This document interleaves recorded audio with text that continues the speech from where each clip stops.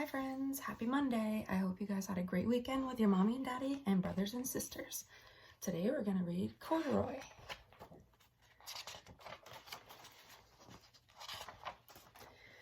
Corduroy is a bear who once lived in the toy department of a big store. Day after day, he waited with all of the other animals and dolls for somebody to come along and take him home. The store was always filled with shoppers buying all sorts of things, but no one ever seemed to want a small bear in green overalls. Then one morning, a little girl stopped and looked straight into Corduroy's bright eyes. "Oh, Mommy," she said, "look, there's the very bear I've always wanted."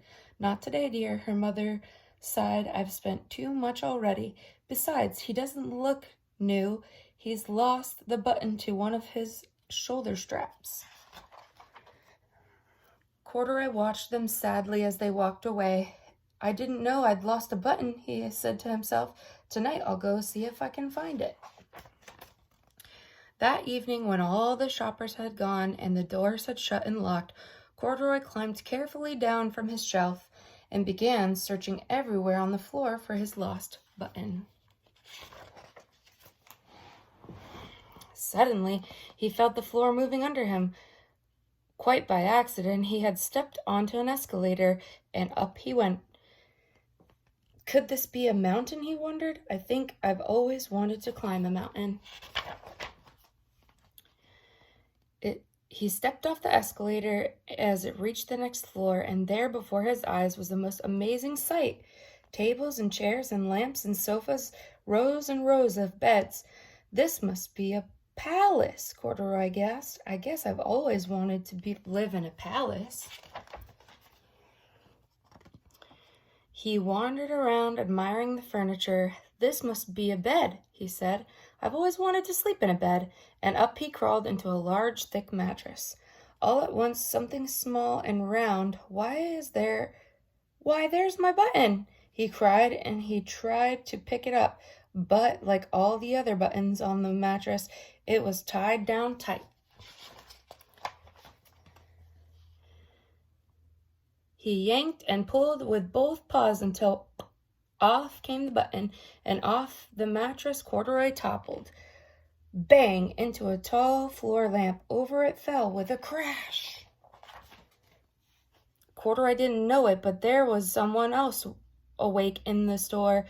The night watchman was going his rounds on the floor above. When he heard the crash, he came dashing down the escalator. "Now who in the world did that?" he exclaimed. "Somebody must be hiding around here." He flashed his light under and over the sofas and beds until he came to the biggest bed of all, and there he saw a fuzzy brown ears sticking up from under the covers. "Hello," he said. "How did you get upstairs?"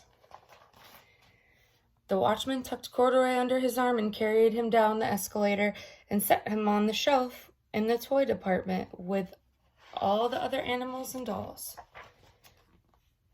Corduroy was just waking up when the first customers came into the store in the morning, and there, looking at him with wide, warm smile, was a little girl he'd only seen the day before. "I'm Lisa," she said, "and you're going to be my very own bear. Last night I counted what I've saved in my piggy bank, and my mother said I could bring you home." "Shall I put him in a box for you?" the saleslady asked. "Oh, no, thank you," Lisa answered, and she carried Corduroy home in her arms. She ran all the way up 4 flights of stairs into her family's apartment and straight to her own room. Corduroy blinked. There was a chair and a chest of drawers, and alongside a girl-sized bed stood a little bed just the right size for him. The room was small, nothing like the enormous palace in the department store. "This must be home," he said. "I know I've always wanted a home." Lisa sat down with Corduroy on her lap, and she began to sew a button on his overalls. "I like you the way you are," she said, "but you'll be more comfortable with your shoulder strap fastened." "You must be a friend," said Corduroy. "I've always wanted a friend." "Me too," said Lisa, giving him a big hug. The end.